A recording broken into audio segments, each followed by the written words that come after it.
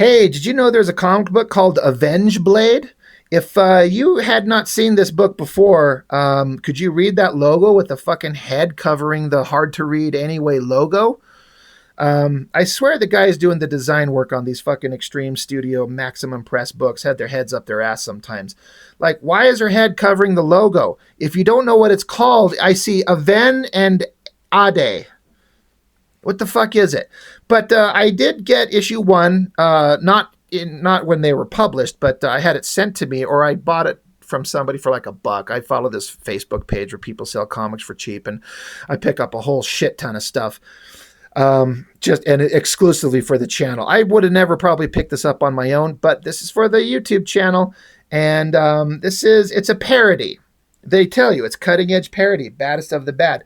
Issue one, it's a character that's supposed to be kind of a sort of vague mix of Evangeline and Witchblade, and playing up on the bad girl tropes. But she goes around kicking the shit out of all kinds of other Image Comics type characters and some other, just other characters from other companies.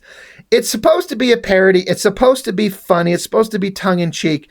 That's fine. The first issue was kind of fine. It was never really that funny. Like, that's the problem. If they had like an incredibly outstanding first-rate badass artist and a writer with a sense of humor that works, like Alan Moore. I just got done reviewing Wildcats, and man, Alan Moore should have written this parody, and they should have had, imagine J. Scott Campbell or Michael Turner drawing this shit. You would have had a super high seller. But Maximum Press did the best the best they could do with what they had. No disrespect meant to the creative teams, which I think there's a couple of pencilers going on. Six pencilers. So creator story, Rob Liefeld. Script by Robert Napton.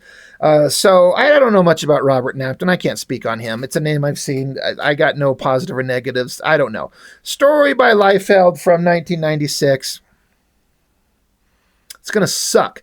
Pencilers are Patrick Lee, Ching Lau, Michael Chang, Andy Park, Dan Fraga, and Mark, however you say his last name. I feel like I fuck it up, and some Hispanic-speaking folks out there in the comments make fun of me for doing that. And they should. And inks are Pat Lee, Sean Parsons, Robert Lacko, Andy Owens, Mark, last name I can't pronounce, and Andy Park. So that's quite the, for a book where you're going to do a parody, you have to get 6 people to draw it. I don't get it. All that aside, it all comes down to, is it actually funny? And I got to say, I flipped through this. I read it. Is it funny? Like, no, it's not funny. And here's my kind of opinion on it.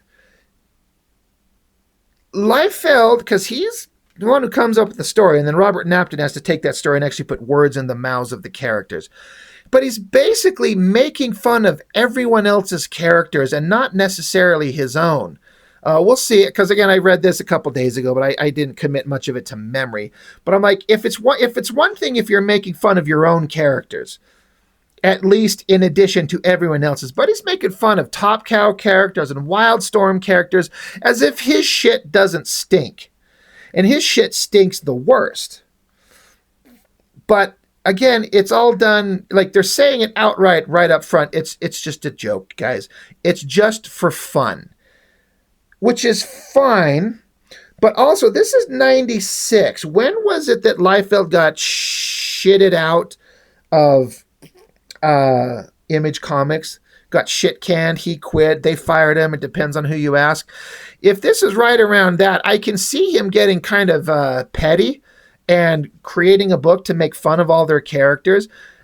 In which case, it's like, you know what? We could make fun of your characters, which they kind of did in Gen 13. There was that issue 13 that was broken up into 3 parts, and the character went exploring Image Land, and they crossed into, there was like a page and a half of just making fun of Liefeld shit, which was really funny and on brand. Anyway, that being said, is the book entertaining? Again, I got to be honest, no, because it's not well drawn and it's not really funny. If it was well drawn, I'd forgive a lot.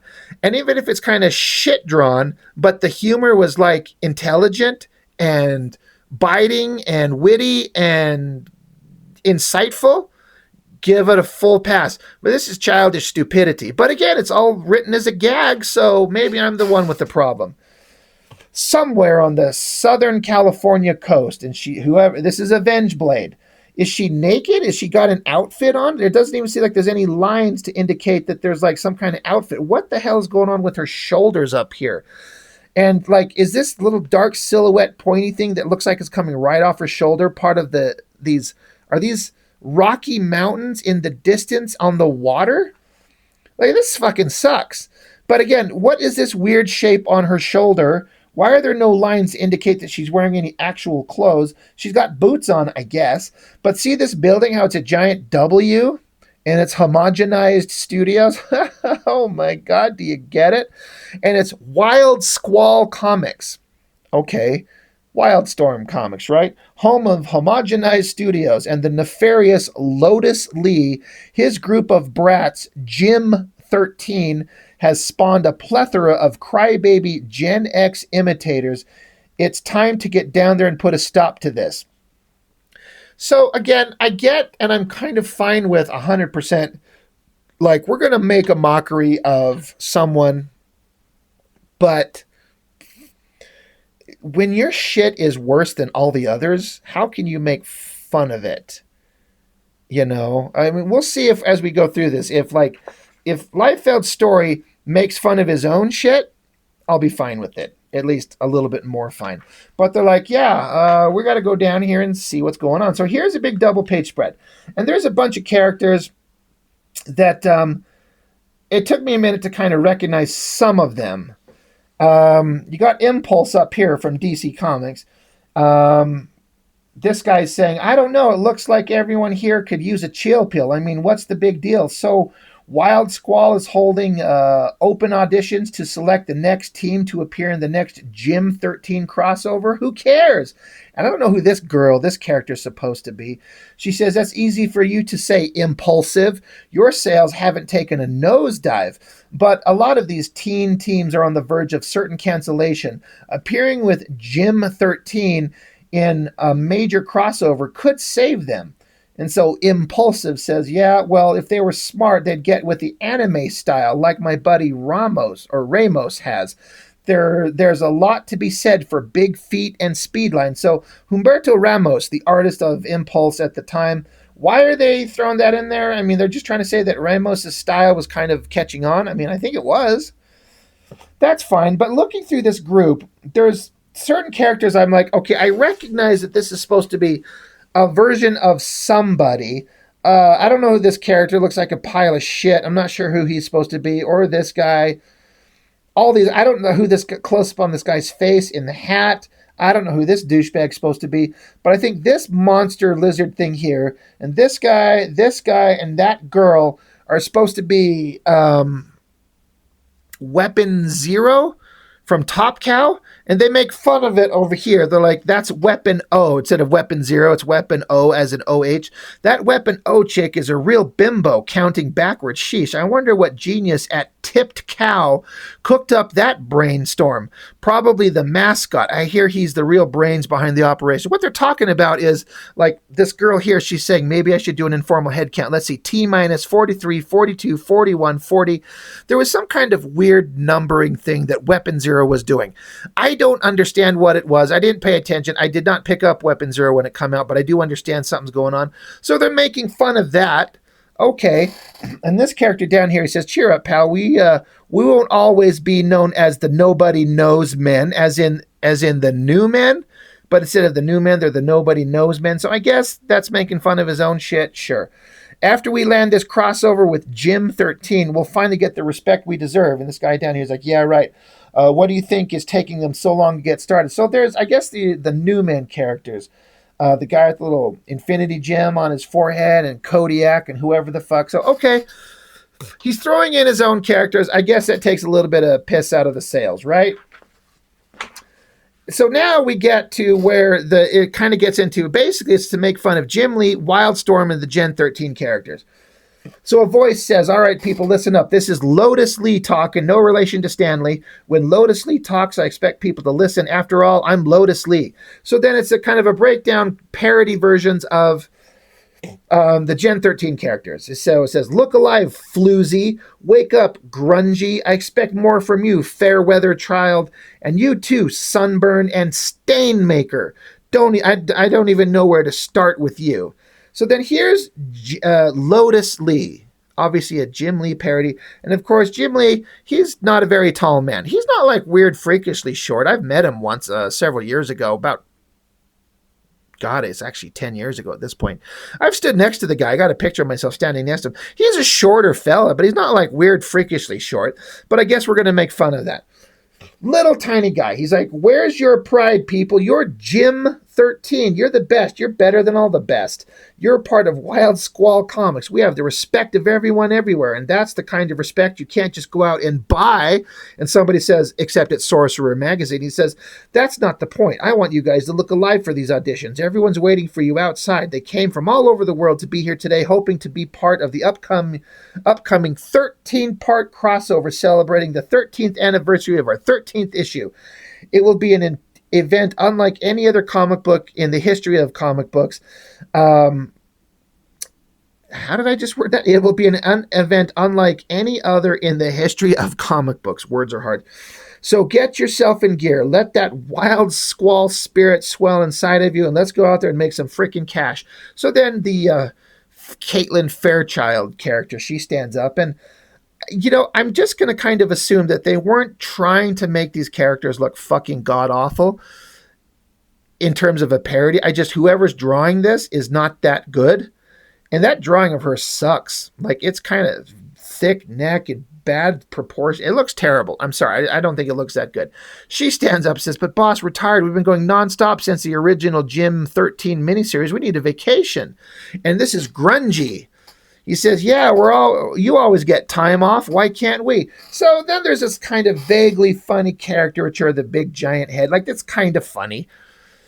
He jumps in front of Grungy and says, I'll tell you why you can't have time off, Grungy. All you have to do is appear in the comic book. I'm responsible for the Jim 13 toothpaste, the Jim 13 Munchables, and the Jim 13 Underoos, and the Jim 13 Psychic Hotline, and the Jim 13 workout video. After all that shit, someone smashes through the roof, interrupting all this insanity. Please, thank you. God, I can't even turn the pages. So Jim said, hey, the auditions haven't started yet. Who are you? She says, I'm AVENGBLADE. You may have heard of me. I'm the one who crashed the Bad Girls party, but now I'm here to X out Generation X. Starting with you, fair weather child. So this is bad storytelling. This is the introduction of AVENGBLADE in the comic. And it's a silhouette in a small panel as she smashes down through the roof. And then the only time you see a clear shot of her is just her face. And then you just see her stabbing Fairweather child through the guts. So it's like we're supposed to see her. We need to be introduced to this character, not this crappy silhouette drawing at the beginning. Again, this is just poor storytelling. This just sucks. These are a bunch of young artists who don't know what they're doing. But stabs her through the guts, and then, okay, it's sort of funny. It's sort of weird. AVENGBLADE has now pulled the sword out of her guts and is stuffing it down her mouth. This is kind of off-putting and weird. And so AVENGBLADE is saying, what did you do? You stand around every issue striking sexy poses to exploit those poor, undersexed, hard-up teenagers. Why don't you do us a favor and go back to work for Disney? I liked you better as the tiny mermaid, you saucer-eyed freak. And so she kind of mumbles something, and AVENGBLADE says, what did you say? I can't hear you. I'm like, okay. What's with the stuffing it down her fucking mouth? And I get it's kind of a violent way to kill her. Grungy comes running along on a skateboard or something like that. He says, hey, fabulous babe, why don't you leave poor Fairweather child alone? She says, Grungy, if you'd start thinking with your brain instead of this. So she grabs him by his dick and throws him across the room. She says, maybe Jim 13 sales wouldn't be in free fall. Get Free Fall, the name of the character, which is like her right here. And she's like, how about that damn Paradise Isle story? Was that your idea, Floozy? Instead of free fall, it's floozy. She says, not me. I just heard that it would, they did it just so we could meet up with those scantily clad Amazon chicks. And AvengeBlade says, I knew it. Lotus Lee and his boy Brendan Chewy should be lynched for that little opus. Too bad it couldn't have run another dozen issues. It just went by way too fast. So I'm like, that Jungle Adventure was like the best issues of Gen 13 that had ever existed up to that point. Anyway, AvengeBlade ties her up. Like, look, this is still the closest we get to a shot of seeing the fucking character. Close up on her face. Sort of her face at the top. Corner box. Silhouette. Like, we don't even get to see the character. She says, let's recreate my favorite moment from the story where you get tied up to the mast and accosted by the unruly pirates. So then, now this art is getting terrible. Like, what in the fuck is this drawing here? Like, look at that. It's just awful. I mean, whatever. So that's, whatever, his name's Sunburn. He shows up and he starts pissing and moaning at AvengeBlade. He's like, hey, you can't mess with Gym 13 unless you're paying a licensing fee. So she's like, cool out, Flame Boy, before you burn out. Get it? She sprays him with water. And then, so here's the Sarah Rainmaker character. But her name is Stainmaker. And she's like, excuse me, would you mind rubbing this sun tanning lotion oil on some of my hard-to-reach places? And so AvengeBlade is like, sure, all right. And then I guess she just punches her unconscious and whatever. Like, again, it's not funny. Now we switch over to some other artist. This guy, whoever this artist is, has got a definitive cartoony kind of style that feels more advanced than some of this other stuff we've seen. I don't love it, but it's more skilled than the other guys. Some guys in glasses show up. It's Lotus Lee's bodyguards. He says, Lotus Lee says, it's time for battle. These are my battle duds. These are my battle goons. You think a man of my talent and stature would travel without protection? And so AvengeBlade says, well, I'm not so sure about the stature part, but I get what you mean. Goons, I'd like you to meet my sword. So AvengeBlade just cuts all their heads up. And then she kicks one guy in the nuts and stabs another guy through the guts there. I mean, like, whatever. So now Lotus Lee, he changed into, he's got a little outfit on, which is not, there's an outfit there. It's not the same outfit there. No one's paying attention to who else is drawing what. Lotus Lee's like, did you know I was part of the collegiate wrestling champion? And so they get into a fight. He kind of throws her to the ground. He's kind of kicking her ass. I guess he threw her through a wall or a window. That is really terrible. Like, this is childish, crappy art. Like, this is actually terrible.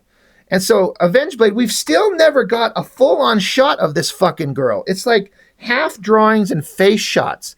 This is driving me nuts. It just flies in the face of comic book storytelling common sense. Like, show us the character. But she busts into a room, and here's a guy drawing comics. It's J.J. Scoot Campbell III. He says, sorry, no time to talk. Got to keep drawing. Got to draw faster, or those damn Brazilians will steal my job like they did my art style. I think he's talking about Roger Cruz, maybe a couple other people. And so she says, hey, anyone can swipe from Disney Flax or Japanese animation. It's a free country, but tell me, why are you shackled to the desk? He says, that was Lotus's idea. It's okay, though. He's not just my boss. He's one of my closest friends. It's for my own good. Okay, so she's like, wait, which way to the lobby? And he points, and I'm like, what the fuck is this that he's pointing? Is that supposed to be a door and a hallway? This art is terrible. It's just unbelievably awful. So she goes walking wherever, and then gets run over by Impulsive. Says, man, screw all this waiting around. I'm going to see what all the commotion's about. So he goes and he gets tripped by just the boot of AvengeBlade, who we don't even still get to fucking see. There have yet to been one single shot, but we get to see her big, weird foot. She trips him. He crashes into a wall, and he says, that's it. Either Ramos goes or I do, because his big, giant feet got him kind of tripped up, and I guess that's the joke.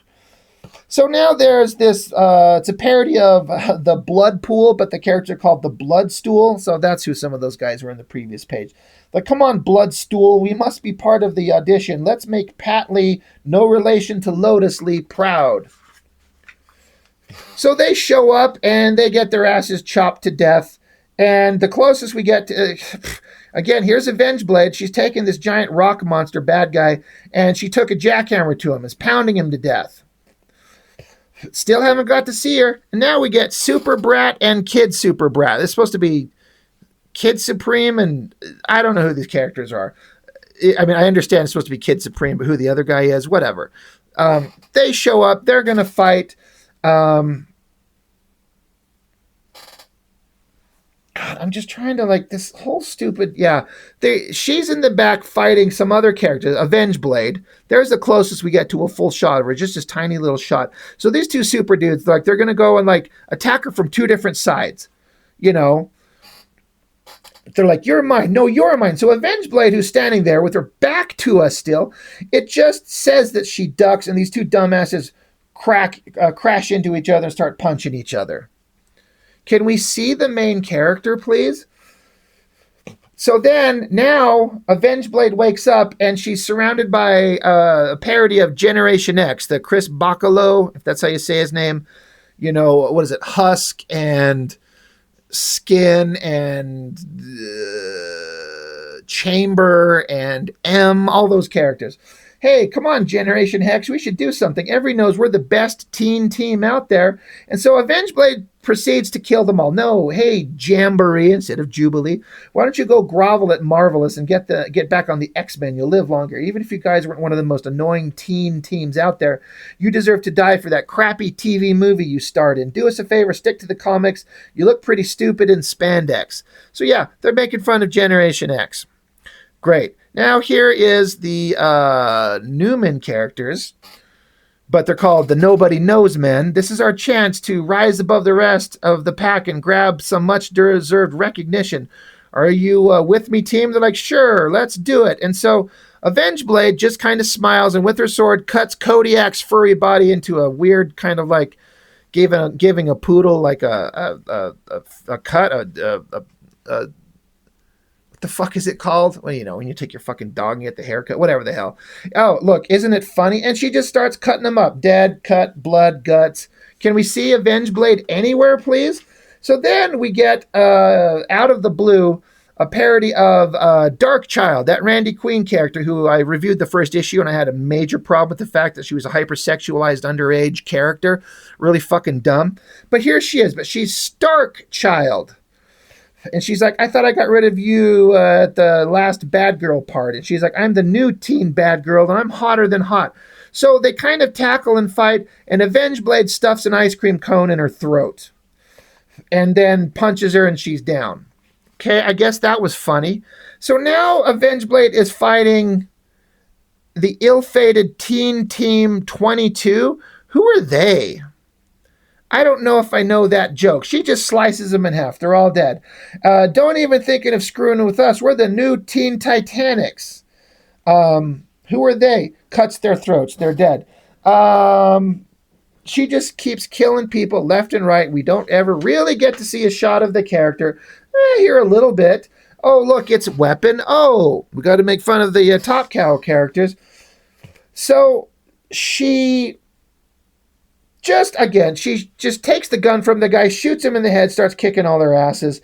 This is Def Jam 4, which I think was supposed to be a parody of the group Deviate. I think that's who. I could be wrong.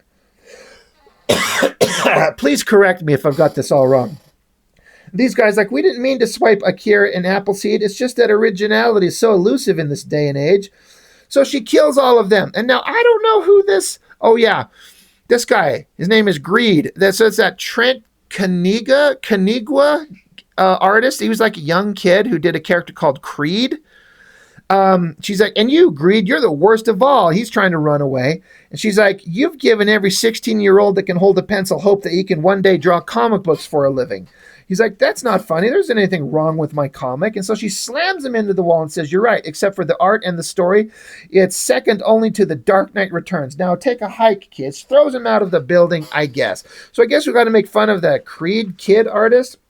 So now we finally, at the end of the fucking book, we get to sort of see her standing there as she faces off against Lotus Lee. She's like, all right, now it's time for you. He's like, take your best shot. She swipes at him. He's just a hologram. He's like, you dumb wench. You think I'd be dumb enough to show my face after just you kicked everyone's ass? I whisked myself away, but don't worry, AVENGBLADE. We'll meet again. No one can stop me or Jim 13. Destiny is on our side. Fate is on our side. And Sorcerer Magazine is on our side. We will live to fight another day. Ha, ha, ha. So the one time we get an actual shot of the character here and here, but this end shot, which borders on sort of almost flirting with being interesting.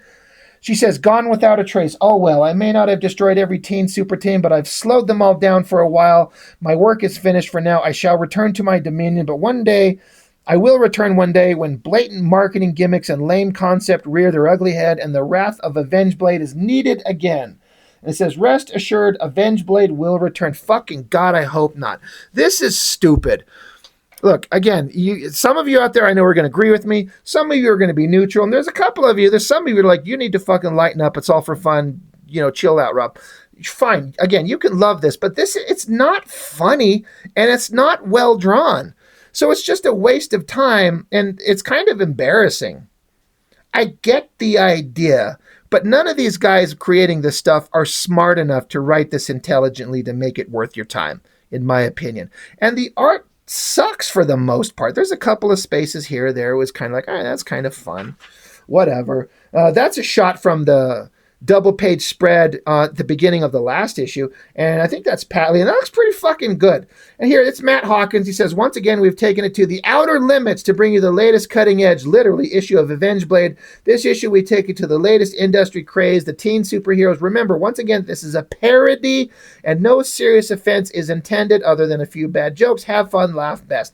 Again, I get it. I appreciate it. They're trying to, it's just a joke. But I've said my piece. You don't need me to say it anymore. I had my problems with Dark Child and the character and the concept, but that art right there, that looks pretty badass. I liked the design. I liked the big dragon wings, her scaly monster hands, the long hair, the coloring. That looks really cool. That actually looks pretty awesome. Well done, guys. Fucking stupid Captain America by Rob Liefeld, Dark Child Evangeline crossover. I don't if I find it cheap, I'll get it. Why not? Priest number 2. Who cares? Evangeline number 6. Who cares? The Traveler, whatever the hell that. What the hell is that? Who cares? Foot Soldiers, who cares? Bionics number 1. Who cares? Captain America by Liefeld. Who cares? AVENGBLADE. Do I need to tell you what I think about this? I think it sucks. It's not funny, and it's not well drawn. So try again, guys. Anyway, tear me up in the comments. I can take it. I don't care. That's all I got for this one. Thanks for joining me. See you next time.